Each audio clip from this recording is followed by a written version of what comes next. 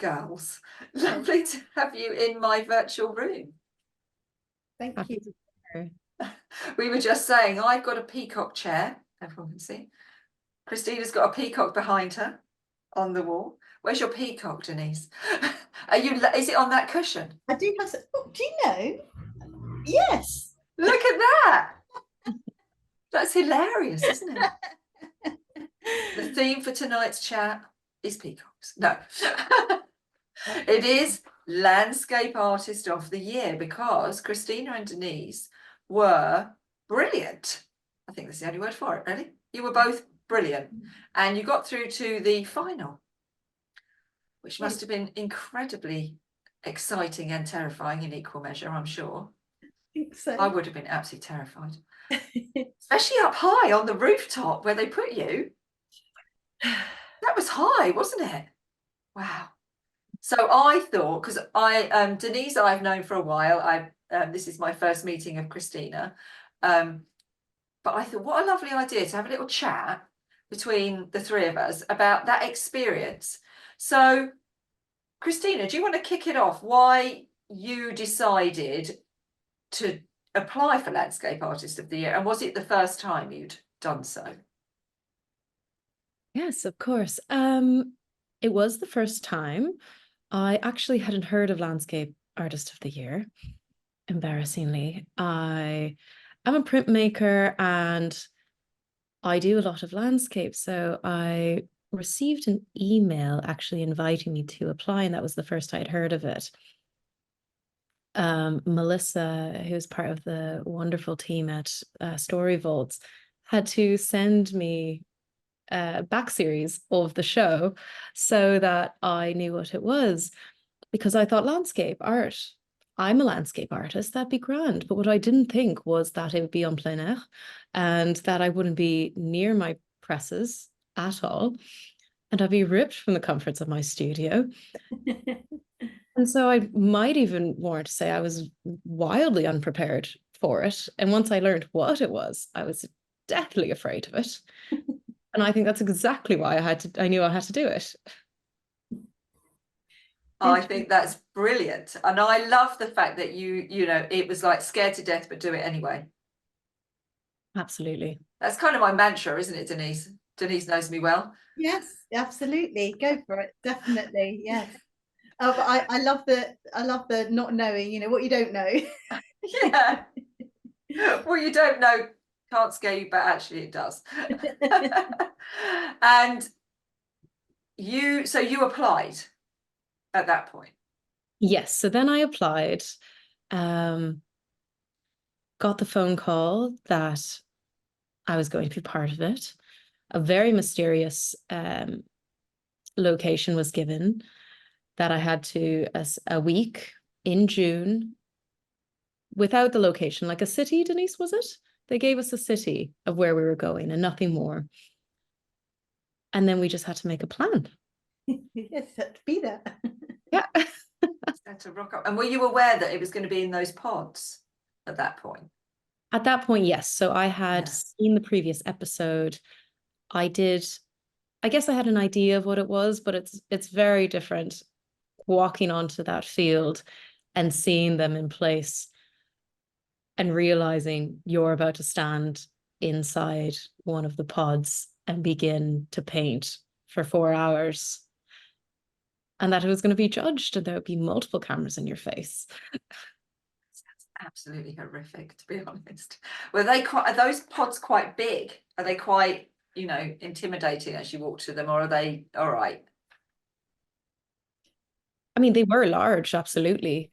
They couldn't have been that big, but I think in the situation of what it meant, they felt monumentous, and they definitely felt a little bit foreboding.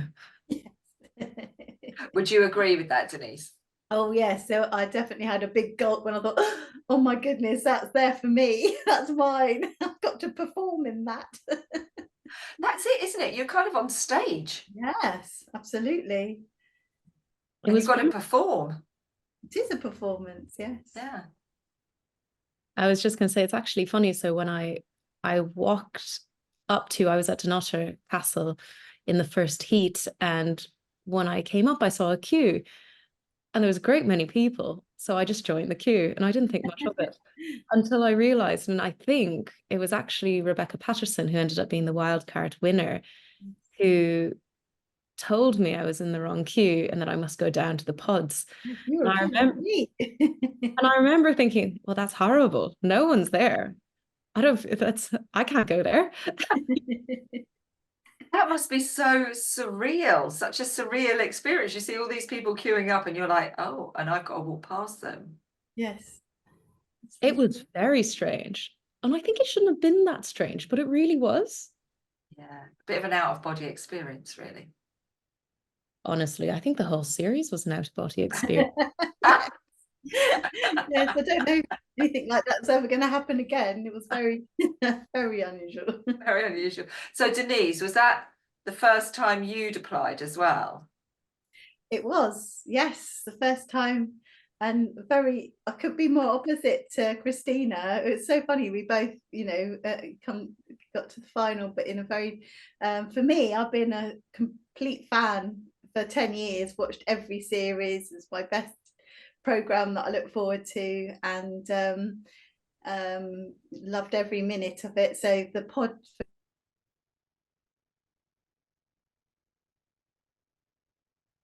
fan of the program, I thought how wonderful to be part of it and be a wild card possibly. And I thought two or 3 years before, I'd love to be a wild card and just paint with everyone in the field together. How lovely would that be to be a crowd of people painting together, because I love painting, and as you know, not terribly ambitious but I just love painting, so I just want to be part of it. So I just got the courage, after the previous series, there was a 92-year-old who was painting at one of the race courses, and I thought, oh, for goodness me, she applied and she was brilliant. Why can't I apply? I love painting. I'd love to be a wild card, possibly one day, and I just apply every year in order to do that. So it was a huge shock when I got a phone call when they said, we really like your work and we'd like you to be in a pod. It was I had to sit down and had to say, you sure? Are you really? At that point you think it's a scam phone call, don't you? Yes. Yes. Yeah. I did think that, yeah. You're like, okay, which auntie or cousin is this? Declare yourself now. Yes. That's amazing. So you, Denise, you got the phone call as well, and what was your first venue? So for me, not quite as dramatic as Kristina, I had to travel 20 minutes down the road to Hever Castle. Oh, I remember, yeah. Which is a beautiful location, to be fair. Very lovely, very lovely. And it took a lot of stress out of worrying about travel. Yeah. Being there on time, etc. Yeah, because you're already, as you said, you're already having this out-of-body experience about the fact that you've got to go perform live on a television. And when you were there, so you arrive at Hever Castle, and Kristina said she was in the queue. Did you have a similar kind of experience?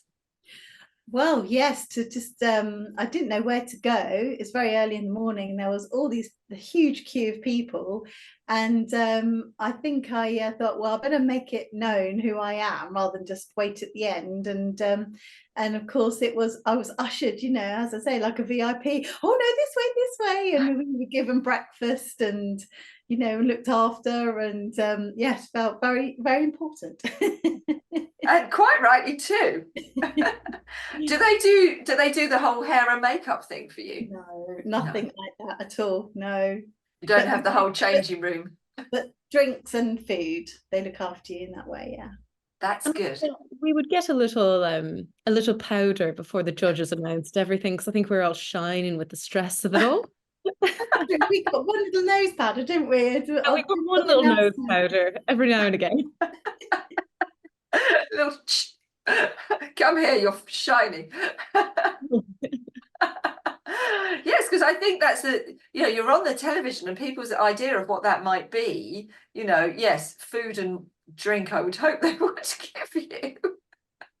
And Kristina, because you're a printmaker, because Denise would have taken, we've seen you take all your equipment with you, don't you? You take your brushes and your own paint and everything, and your own canvas.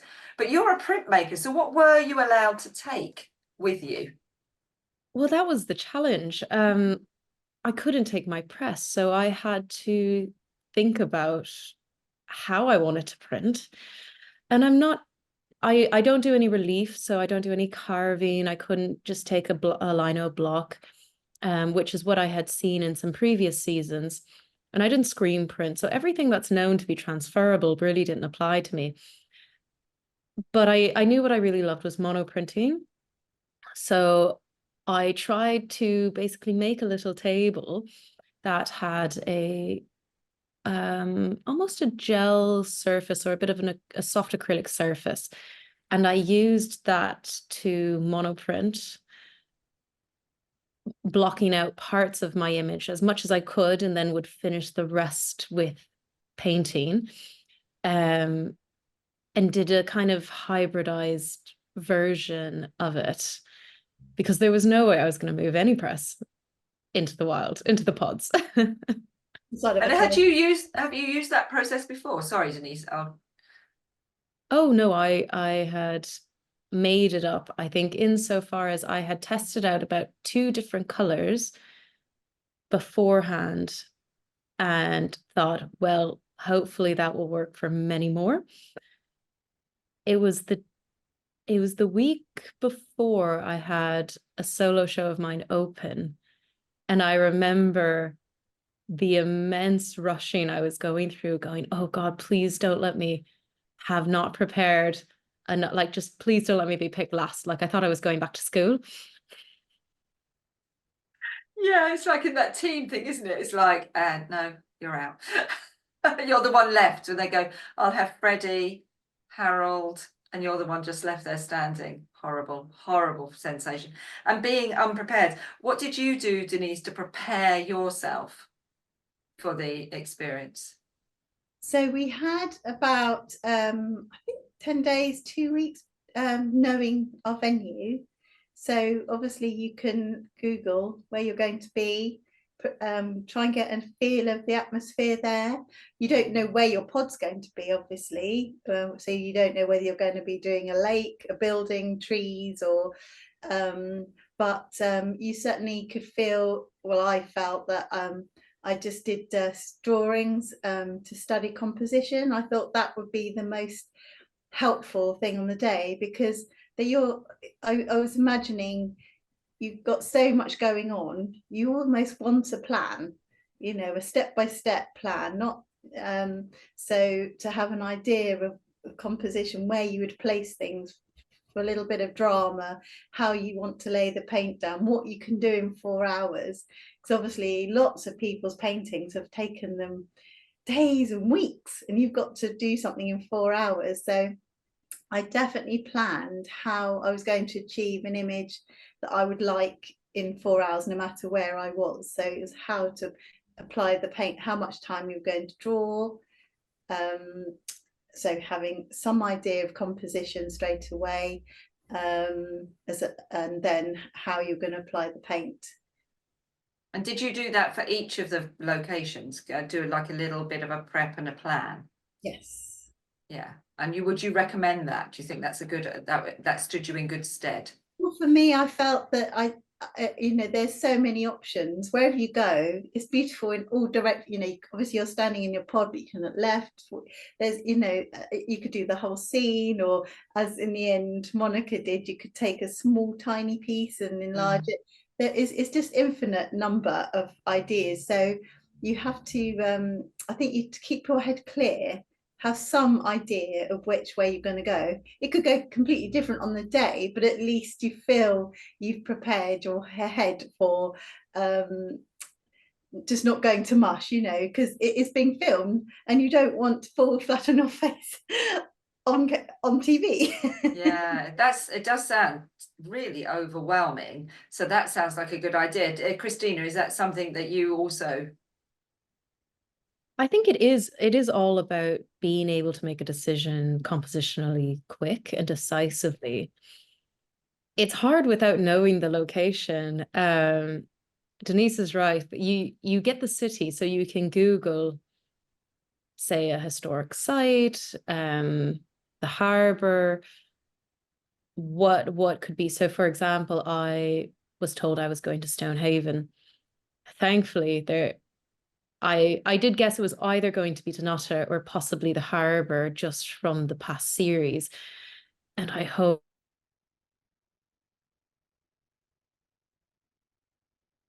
so kind of jagged and exciting to me. But of course, I didn't know until about the day before. So it's like that. You can kind of have a look. I did a little walk around on the Google Street View to see what perspectives might work, but it felt also a bit like a shot in the dark. I don't know if you felt like that, Denise, until you know for sure where it's going to be. And then on the day, it could completely go the other way, or you make another decision. Um, it is surreal, because as prepared as I think you can be, you end up just having to go for it once they say, No, arse, arse. Yeah, would you'd validate that, Denise? You just have yeah, to, in the end, you just have to kind of knuckle down and just commit and go. absolutely. It is commitment, and yes, and it will show in your work. I think if you are too tentative, it is absolutely being bold and decisive, and you've got 4 hours. Yeah. And how long would you normally take, Denise, to prepare a painting, a landscape? Because I know you also do portraits. We could see her on Portrait Artist of the Year too, because she does really good portraits. Thank you. Well, all the portraits I do are from life, and they're always 3 hours. But for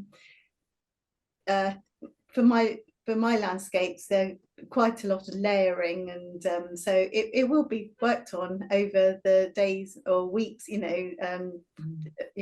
between drying layers, etc. So 4 hours is actually, I think that was the first time I'd actually tried to do a landscape and say it was finished, because I mean, whenever a painting's finished is always very a difficult moment. It is, yeah. I often get sent paintings by people I'm working with going, do you think this is finished? I'm like, I'm not the artist. You tell me. You tell me if you think it's finished. But it is a tricky moment. I know when I was chatting to Finn Campbell-Notman last year after he'd won, he was discussing that a lot about the moment it's finished. And Kristina, slightly differently for you, because as a printmaker, it's a process, isn't it? And you've got you make the plate, and then you decide, or whatever the plate happens to be, whichever type of print you're going to do. And then so you're not used to working in that kind of like finality, are you? Yes, it's very strange. I think there's a logic to printmaking that maybe helped me regulate the stress of the day. I think even if once I decide the composition, then for me, I can block out the main shapes and I know what I want the background to be. And then oddly enough, it comes kind of back to front. So the foreground, because of the restraints I had, I always knew I would draw or paint in the foreground. So it felt like this little excavation that at least gave me something to mitigate, like a step by step, so my brain didn't panic. Yeah, because I can imagine, if you suddenly lose yourself, like we all do, we lose concentration momentarily, don't we? And you need something to anchor yourself back into that moment, especially if you have that little moment of distraction and then you look up and you see all those people looking at you. I think the most distracting part about those pods is you can hear everything.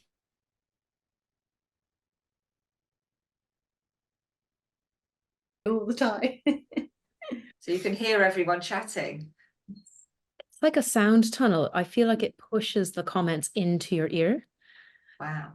And you have to block it out. It's really quite surreal. And when I was in the heat, at one point I heard a voice that I recognized, which I thought couldn't be possible because I had never been to Stonehaven. And I turned around and it was a painting tutor I had about 8 years ago who had retired up in Stonehaven. And he was actually behind me. Oh my goodness, that's outrageous. That's just unreal. It was Okay. unreal.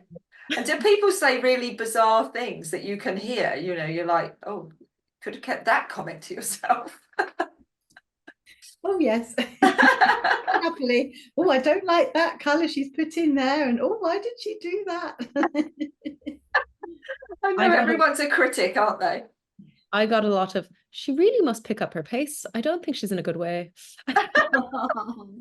She's never going to finish. Yes. Because both of your outcomes were quite romantic, I thought. I think both of you had quite a romantic tone to the outcomes that you created. Do you feel that in your work? I think I really like creating a landscape that can be felt. For me, it's my work. I love to tell a story, and we were lucky enough with the locations that we were given that it kind of, the story and the history fell out of these locations. And it was quite fun to create a piece that could be set back in time, or could be, I mean, even for me, between a print and a painting and a drawing, I liked this kind of ambiguity. And I think the landscapes that were chosen were really great and allowed us to do that.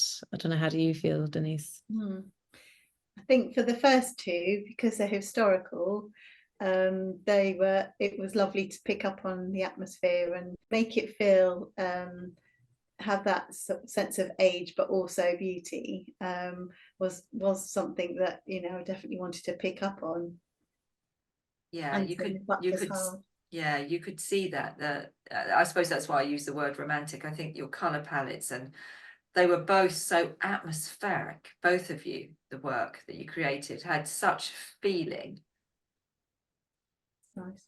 Yeah, for me, I loved the feeling that I got from both of your work. And how does it feel when the judges come up and make comments about their impressions of what you're doing? Do you want to go first, Kristina? Is that a bit of a poison chalice, that question? I mean, it's nerve-wracking, but it's also a very strange feeling, because when you do these interviews, we don't just do them once, we do them a few times, so that the camera can get different angles or different versions of the same comment. And so you start off very nervous, and then by the third time you've said it, you can't remember what you've said. You just grin. Just grin. There's a lot of smiling and nervous laughter. I can imagine. Yes, because they seem lovely and really encouraging when they come along. But knowing how television works, I can imagine. Yeah, once you've said that same thing 3 or 4 times, it's like, what did I say? Is that in the right? I said those words in the right order.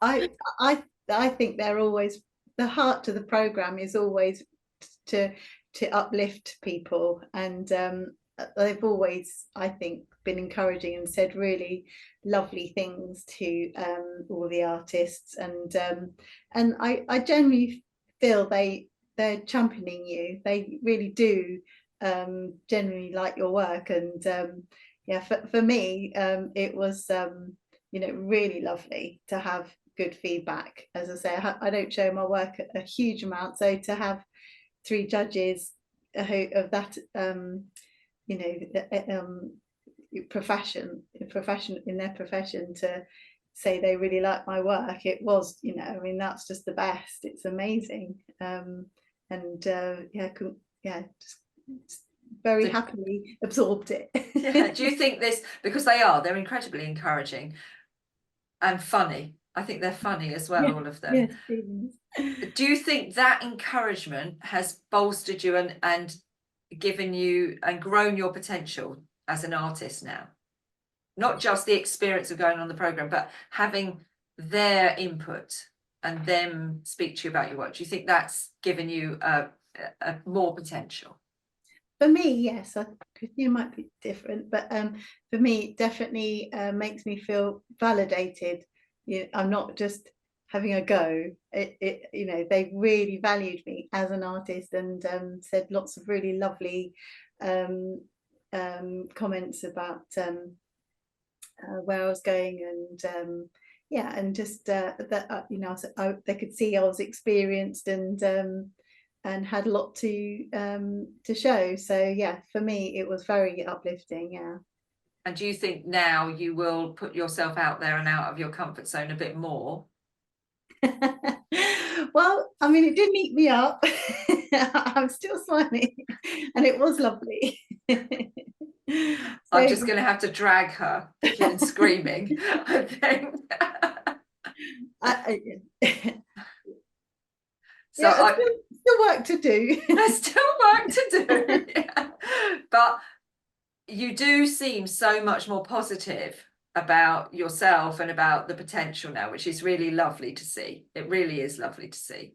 And Yeah. Kristina, what do you think is next for you? Do you think that's given you the impetus to do something exciting that you've maybe needed to be a bit braver to do? I think definitely. I mean, the judges are so encouraging, and they're so funny, and they have this incredible ability to be so helpful, but also quell your nerves at the same time, which I think is invaluable. And it was validating. It was really encouraging, and it was inspiring to do this and to understand that you're capable of completing a piece of work in 4 hours, of putting yourself forward, of being on television. It's an incredible feeling, and it has helped. I think there's a lot of there's a few things I've been hesitant about doing, and it's definitely given me the courage to make a start on those. Make a start. I might have to give Kristina a shove as well then. I can't give it away, so okay, let's write them down. I mean, they're happening, but I don't think I can share them just yet. So yeah, I'm trying to that's find all a way right. around it. That's all right. You don't have to share. That's all right. It's just knowing that it's worth being brave to take the risk to do something like this, because it gives you bravery to do other things as well. That's the thing, isn't it? That's the key. And so I'm sure the answer to the question, would you encourage others to do it, would be yes.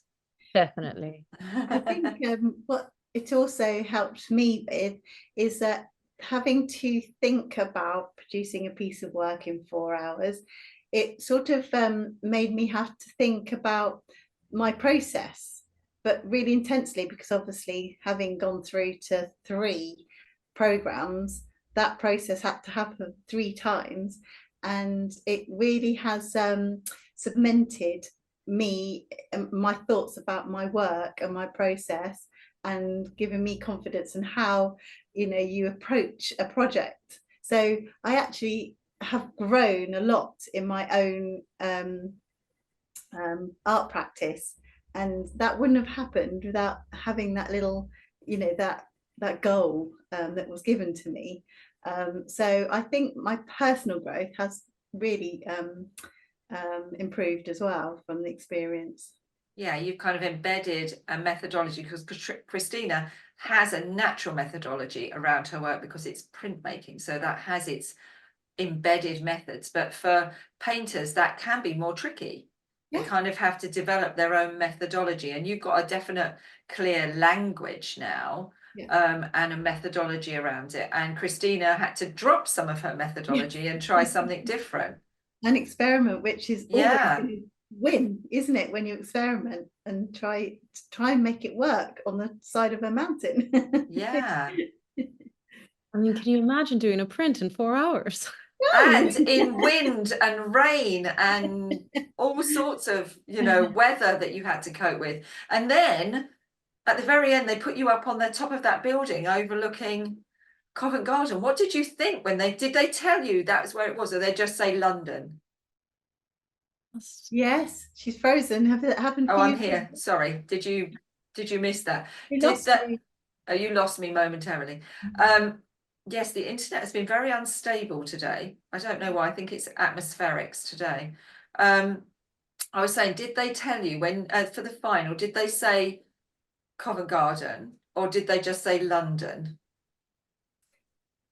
I remember London at night, we were told. I vaguely remember the Royal Opera House. I remember at night, definitely remember that. Which it wasn't. I'm not a night person. It was kind of dusk. Well, it was like late afternoon, wasn't It it? was, yeah, it wasn't dark at night until sort of the last hour. Yeah.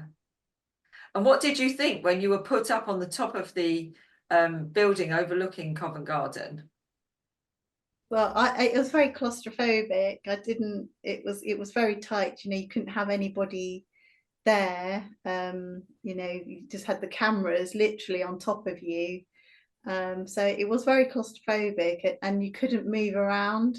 You couldn't change your view. I couldn't move to the left or to the right and try and get a better angle. It was this is your angle, and you've got to do something with it. So yes, it was very yeah, it was very tricky.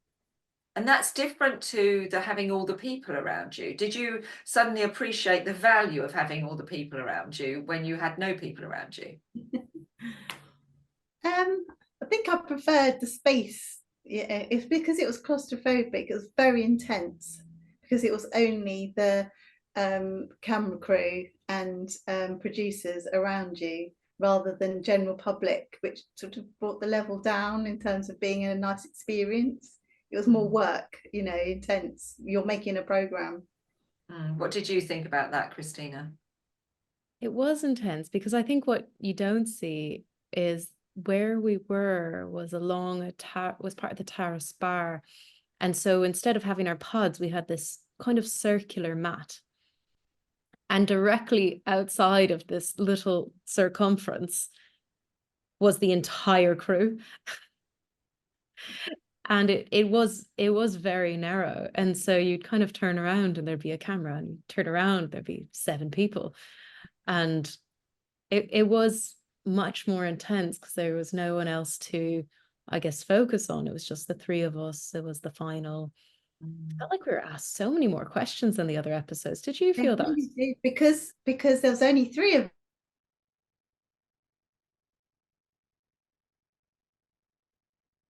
had all the wild cards to talk to. So in making the program, you know, the attention on you is only part of all those other things happening in the hour. But for the final, they've only got us 3 to talk to. So we did all the filming before the actual competition, didn't we, as well, in Covent Garden. So we were there for 5 hours or so. Maybe Much longer than that.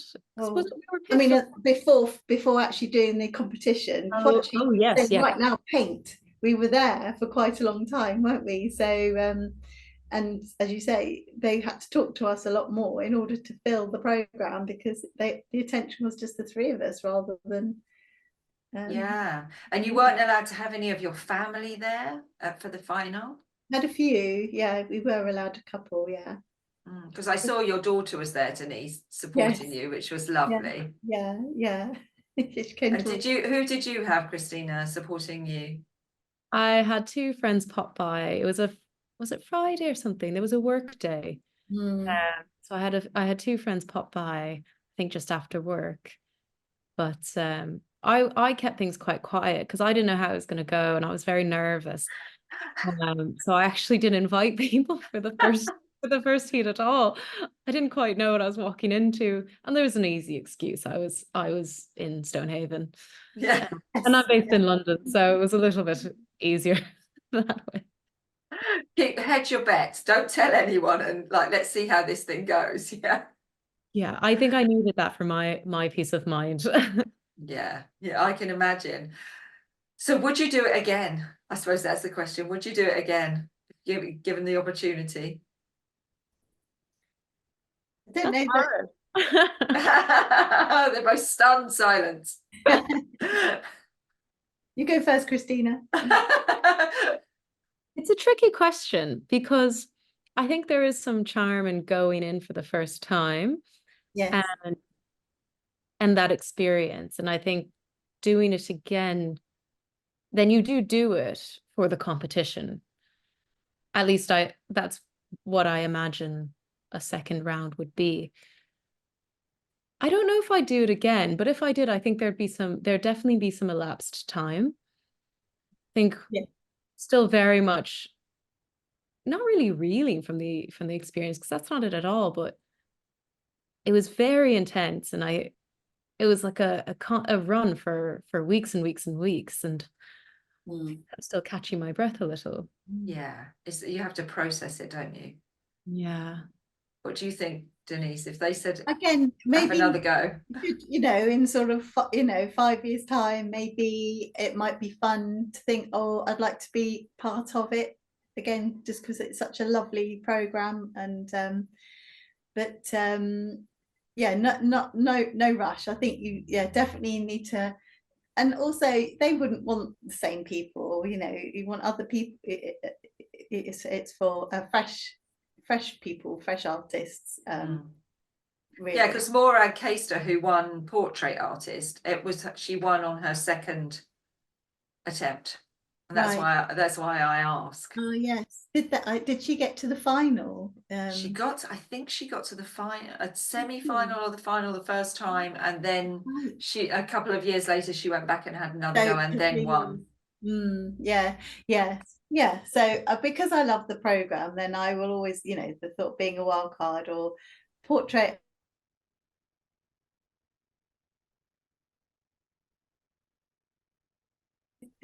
in 4 hours, that is a real challenge. But do you think you would give Portrait Artist a go? I don't know. I mean, it's a goal. I mean, not an ultimate goal, but it would be a goal to feel that you had reached a standard that you could do a good job. Because your portraits are. Have you shown Kristina your portraits? No. They are stunning, Kristina. And that's why I was so surprised when I saw that Denise was in landscape, because she did landscape and then she went over to portraits, and kind of not just portraits, but like in a context, and they are stunning. But then when you were doing the landscapes and they were so like the portraits, I was like, oh, that's the answer. You've taken so much from the portraits, yes, and moved them into your landscapes, which is just lovely to see. Yeah. The thing is, I am quite greedy. I just love doing it all. So I would love to do print. I love just monoprint.